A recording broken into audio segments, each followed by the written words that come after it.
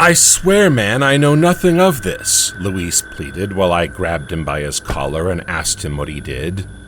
You know all too well that messing up with me is a bad idea, Luis. I wrapped my other hand around his neck as I snarled. I'm telling the truth, I didn't know something happened to your wife until you told me. His legs were shaky, and whether he was telling the truth or lying, I would not leave this place without my answer. You were there and Samantha told me this before passing out. It's your choice now. Tell me the truth or I assume you did everything and killed you.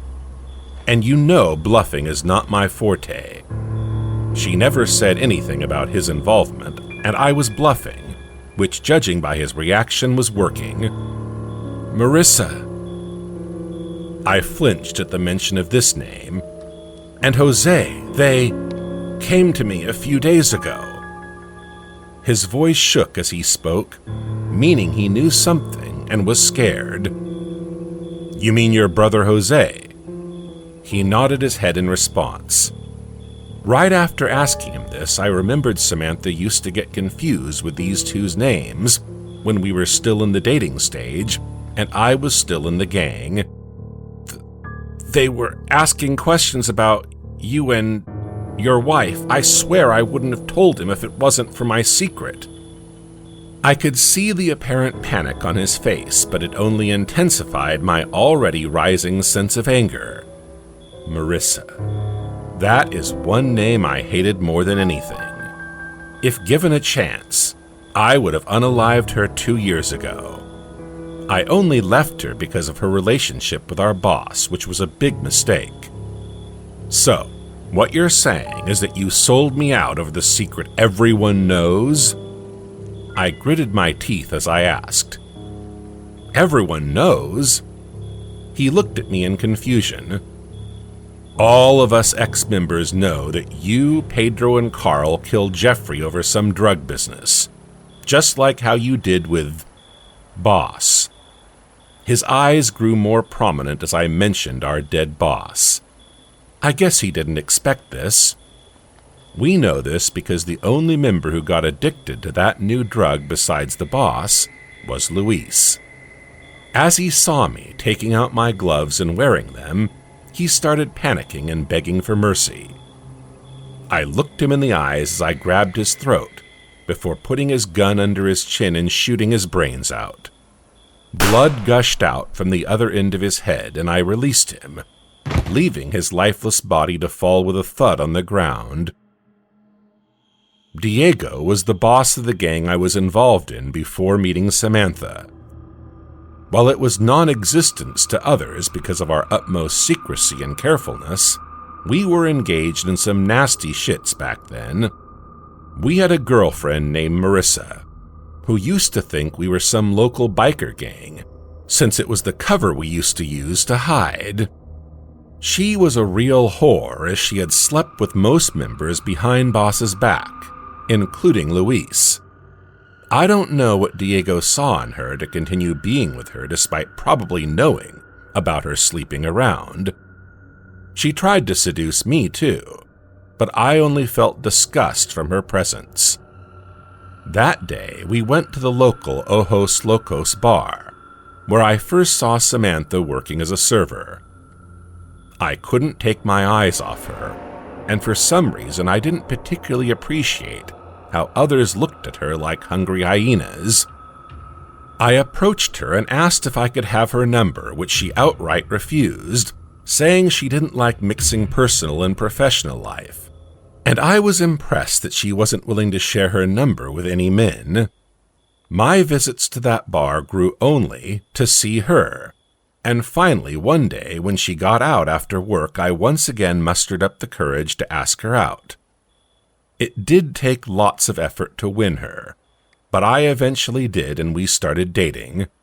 I learned that she was orphaned at 5, had lived in foster care most of her life, and was currently sharing an apartment with 2 other girls. She couldn't receive proper education, and worked at Ojos Locos due to financial troubles. I asked her to move in with me, and we started living together. When she asked me to leave bad things, I couldn't refuse her. I planned on doing that anyway, since Diego got addicted to drugs. Being second in command, I knew my absence would break the gang, but I decided to do it either way. I planned on proposing to her right after telling Diego I was leaving, but as I got to the bar, I heard voices coming from a nearby alley. To my vexation, Marissa had grabbed Samantha by her hair and was saying something. She whispered something in response that ticked Marissa off, and as she was about to hit her, I grabbed her neck and slapped her across the face, before dragging her to Diego's place. "Have your slut under control before someone ends her life." He looked at me in confusion as I threw her at him. Despite being in control, he still never dared to go against me, since I was one of the best fighters he had known. And he knew I meant what I said. Samantha didn't wish to work after getting married, and I respected her wishes, since I was more than happy to provide for us. We got married within 2 months, and with her connections, she helped me get a security job in the same bar she used to work. We were happy with our lives until that little shit decided she could mess with my life, and thought she could get away with it. I took Luis's cell before exiting Jeffrey's house. Rummaging through his cell phone, I learned where Jose was hiding. As I entered the warehouse by the woods, I found him unclad, behind Marissa, as she moaned on all fours. They dared to seek satisfaction after destroying my happiness and killing my baby. I felt like my nerves would pop any second at how infuriated I was. The perplexed look on their faces was laughable when I started thrashing Jose before they could finish. She got up to flee when she could grasp the situation, but I shot her in the legs. I realized I might end up in jail when all this would be over, but the rage was so in my head that I couldn't think straight. They had awakened the monster in me, and now they needed to face the consequences. After taking my sweet time, rearranging Jose's face and a few bones, I dragged him to the chair and tied him to it. I then shifted my attention to the trembling tramp and grabbed whatever I could use as a weapon, since I wanted to hear her beg for mercy for what she did. But to my disappointment, she couldn't even handle a single blow to her head, and passed out. It had been a while since I tortured someone, so that I couldn't think of a technique.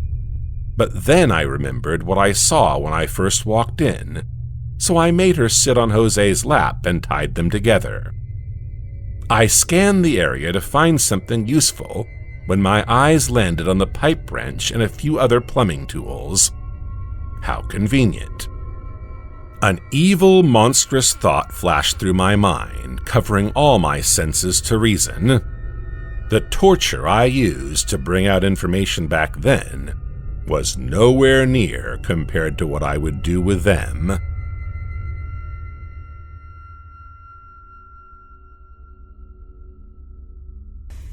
Hey guys, thanks so much for all the support. If you haven't subscribed to the channel yet, please feel free to do so.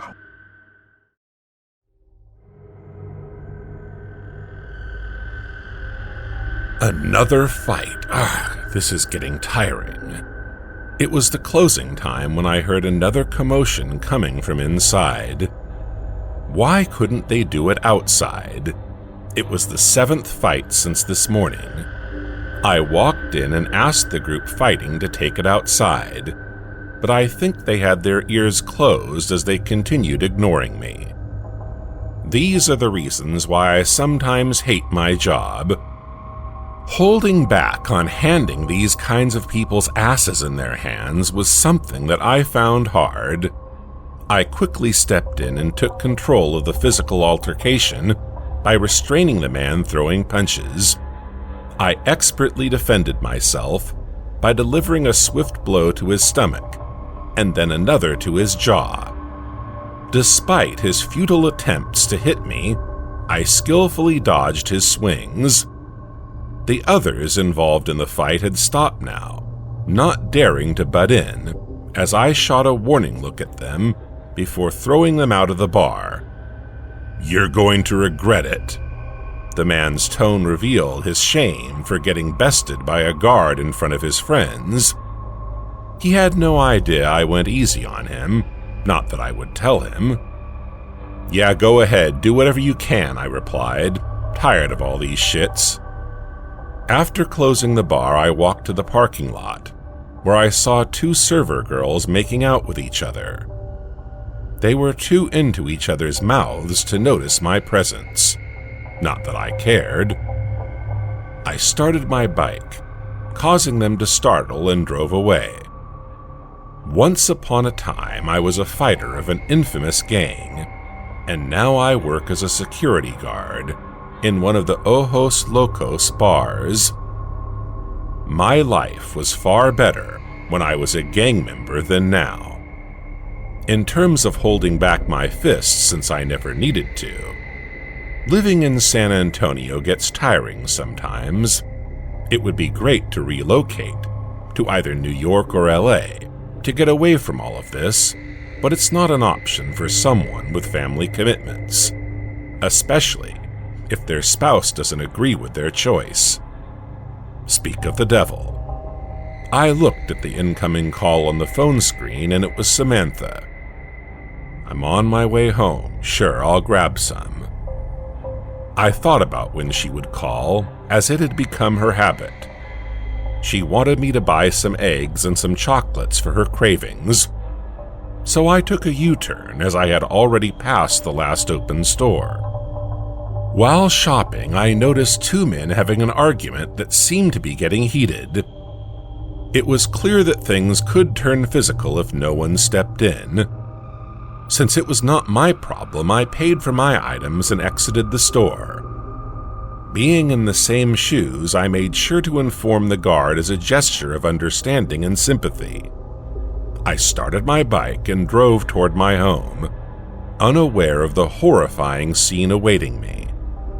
Something seemed very wrong when I found the house door unlocked, and it wasn't like Samantha to leave it open. She was extra careful regarding such things since it was unsafe these days. All the lights were off as I walked in, and I could hear a faint grunting voice coming from upstairs.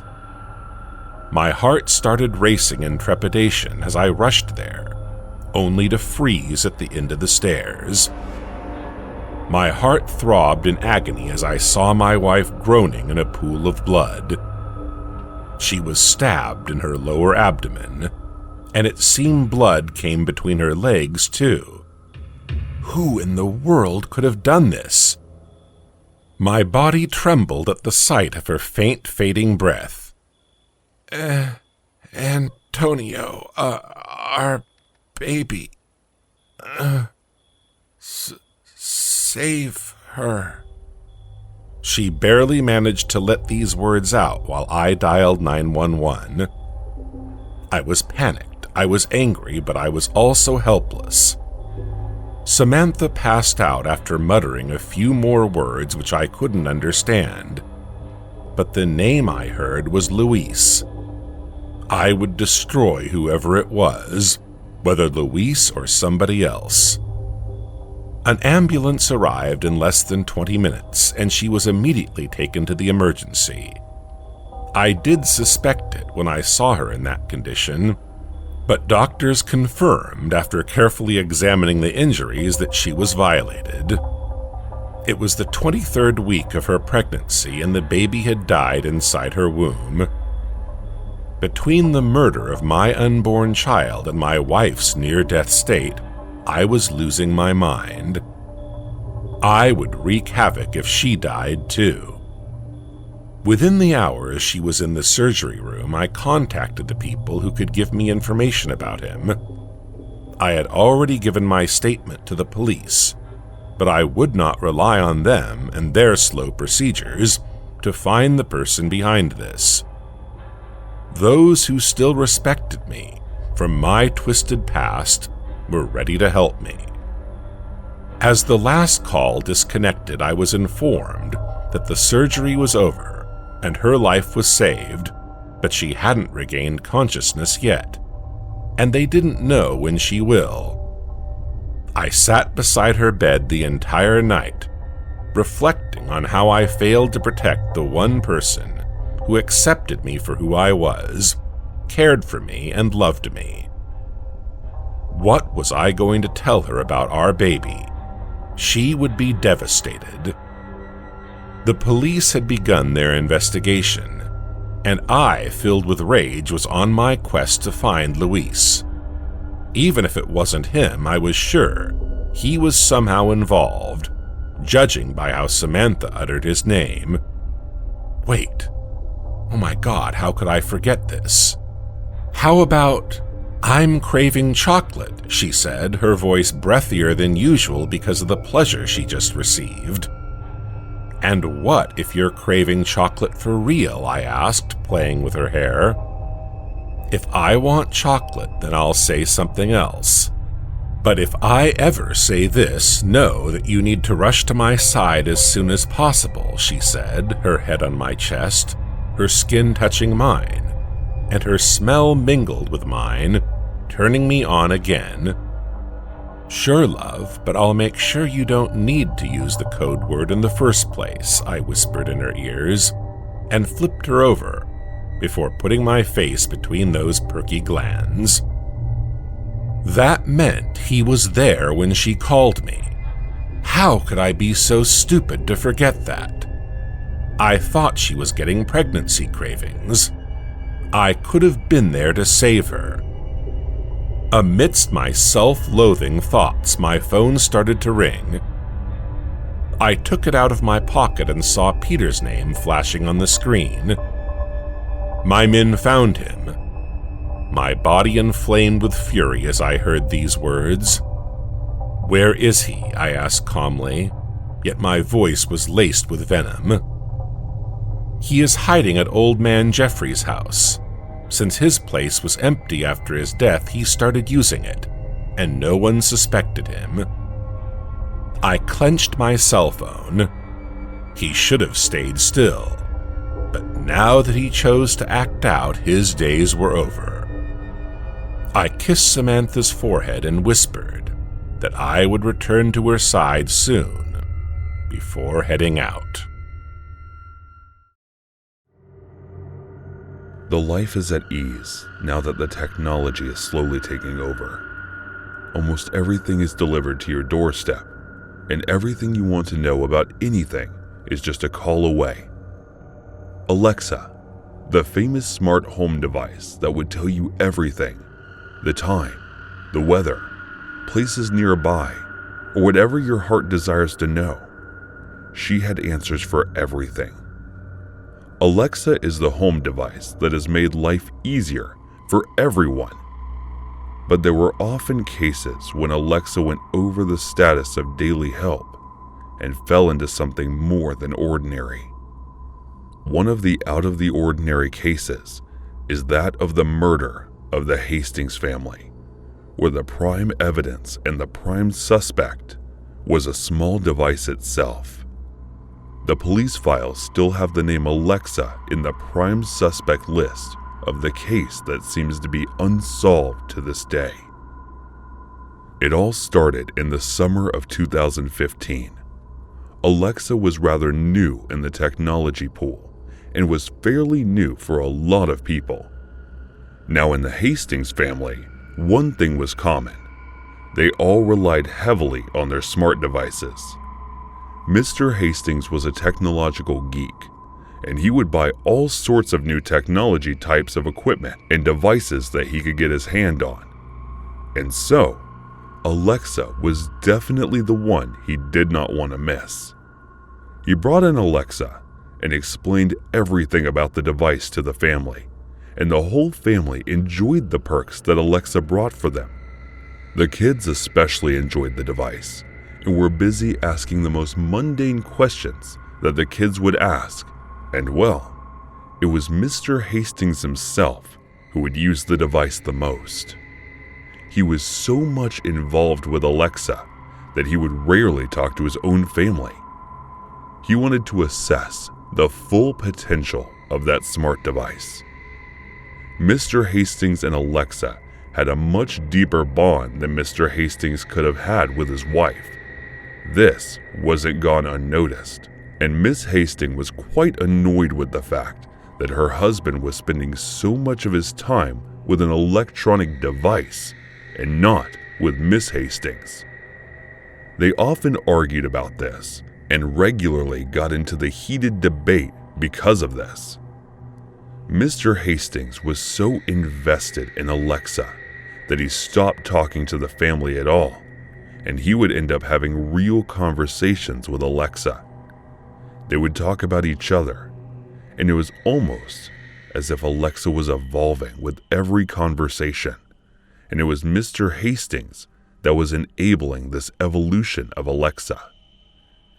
In a fit of anger on a bright Sunday, Miss Hastings took the Alexa and threw it away outside, and this turned out to be a step taken out of precaution. Mr. Hastings was distraught at first, and then 2 days later, he seemed to be coming back to his sense and started spending initial time with his family.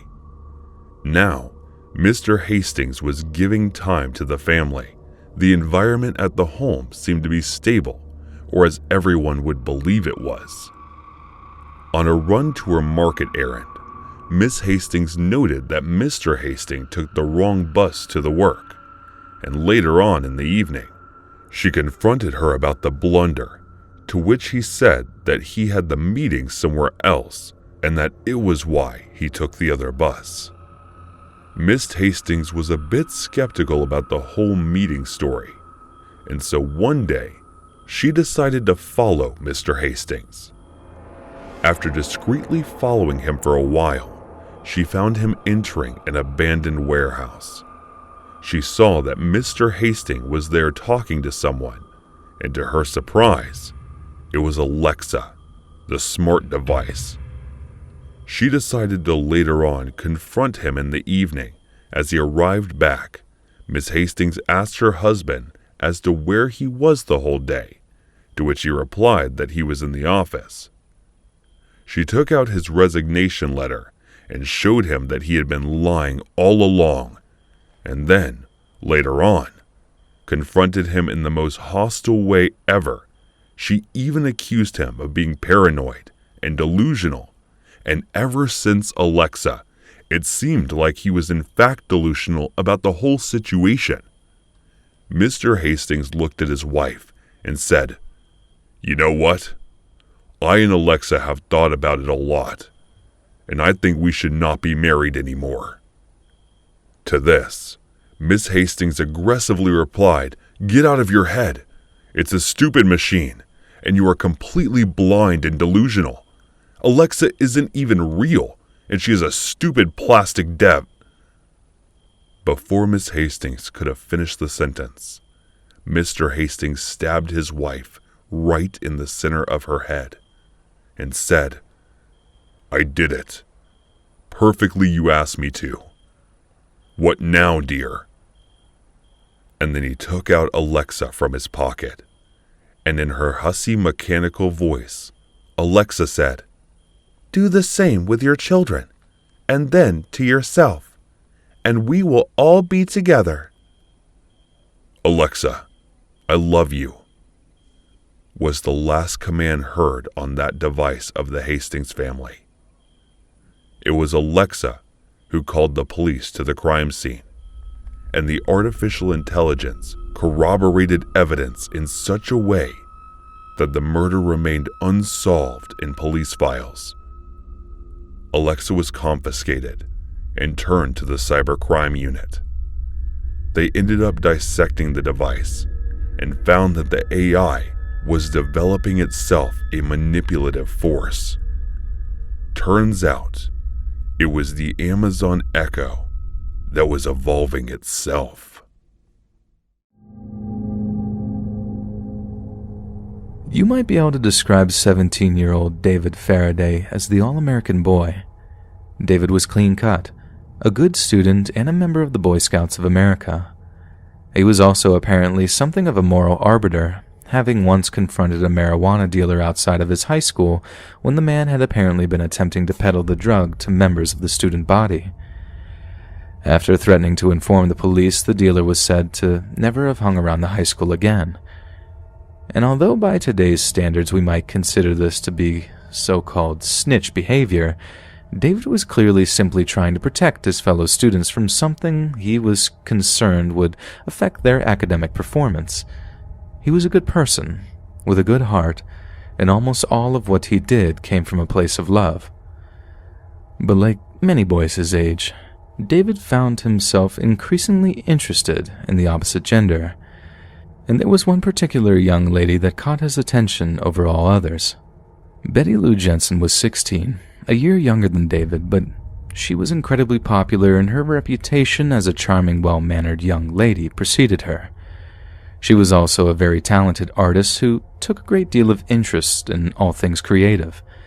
It was at a local youth function that David got the chance to talk to Betty Lou, and his affection for her seemed to be entirely reciprocated. Betty Lou shared a great deal with him and even invited him to visit her after school so that he could walk her home. After a few weeks of wholesome teenage dating, something of a relationship began to blossom between the two bright-eyed young people.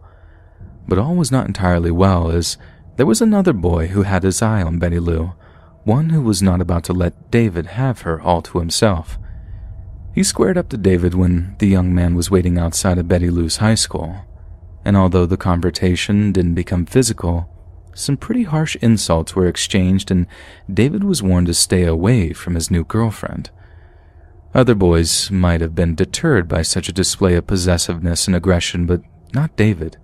He was determined to secure his place as the only boy in Betty Lou's life, and so one afternoon on their way home from school, David asked Betty if she'd like to go on a date with him, their first date, and to his absolute elation, Betty Lou said yes.